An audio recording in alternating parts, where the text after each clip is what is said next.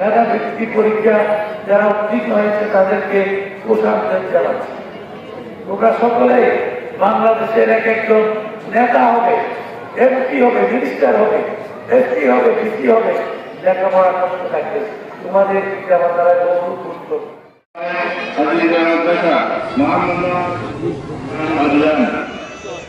যে মাদক এখন আমাদের সবচেয়ে বড় গ্রাস হয়ে আছে, সেই মাদক থেকে আমাদের ভাই বোনদেরকে, আমাদের ছাত্রছাত্রীদেরকে, আমাদের এই সমাজের সাধারণ মানুষদেরকে কিভাবে আমরা দূরে আনতে পারি, সেগুলো শিক্ষা আমাদেরকে গুরুত্বপূর্ণ ভূমিকা পালন করবে বলে আমি মনে করি।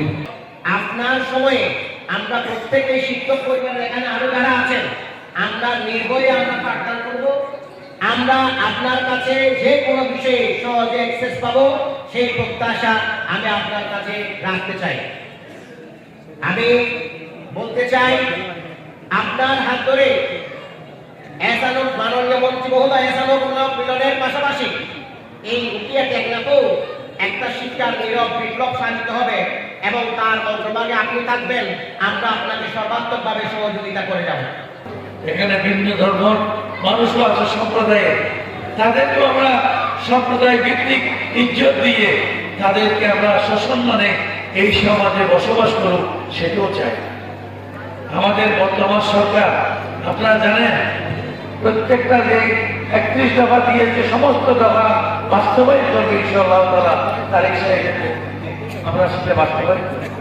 শিক্ষার ক্ষেত্রে, কৃষির ক্ষেত্রে, মৎস্যকে আপনার মৎস্য বুঝিয়ে আমরা তো সরকার বুঝিয়ে দেয়, তারপরে অপারেটিং সিস্টেম হয় না, মাছও ধরতে পারবে, এসপাটিকও বন্ধ হতে হবে, বন্দরও করবে, গরিবও করবে।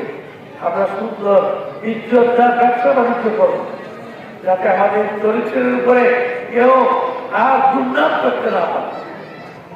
এখানে যাবতীয় সমস্যা আমরা ধীরে ধীরে একটা আপনাদের সাথে আলাপ আলোচনা করে আমরা ফিনিশ করবো। আমরা শিক্ষাকে আরো বাড়াবো, প্রাইমারি এডুকেশন আরো হবে, প্রাইমারি স্কুল হবে। আপনার ভালো উদ্যোক্তারা জায়গা ডোনেট করে আমরা প্রাইমারি স্কুল করার জন্য আরো উদ্যোগ বাড়াবে। শিক্ষা আমরা করবো, নাহলে কলেজ হবে কিভাবে? কলেজের স্কুলের ছাত্ররা ওখান থেকে প্রাইমারি। সুতরাং আপনাদের আমি উৎসাহিত করছি। আর একটা বিষয়ে বারবার বলবো, প্রত্যেকটা এখানে 3 ধরনের 4 ধরনের লেখাপড়া। ইংরাজি কতগুলি আছে আপনাদের, কেজি স্কুল, তারপরে কোরআন নিয়ে আছে, তারপর আর কতগুলি বিভিন্ন ধরনের ধর্মীয় আপনার শিক্ষা প্রতিষ্ঠান, সবগুলিকে একই চোখে দেখো, সেটাই আমি একই চোখে পরিচালিত হোক, সেটাই আমি বিশ্বাস করি।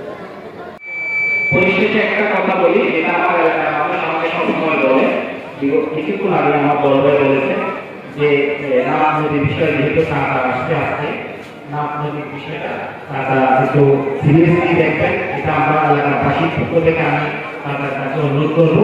পাশাপাশি আমাদের পাঁচখালি যেটা ধরা, এটাতে কিছু ঈশান্য দিয়েছিল, এই রাস্তাটা যদি আপনি তারা এই 5 বছরের মধ্যে যদি করে দিয়ে পারেন, পাঁচখালি রাস্তা আমাদের নীলাবাসী উপকৃত হবে, নীলার মানুষ উপকৃত হবে, নীলার মানুষ আপনাকে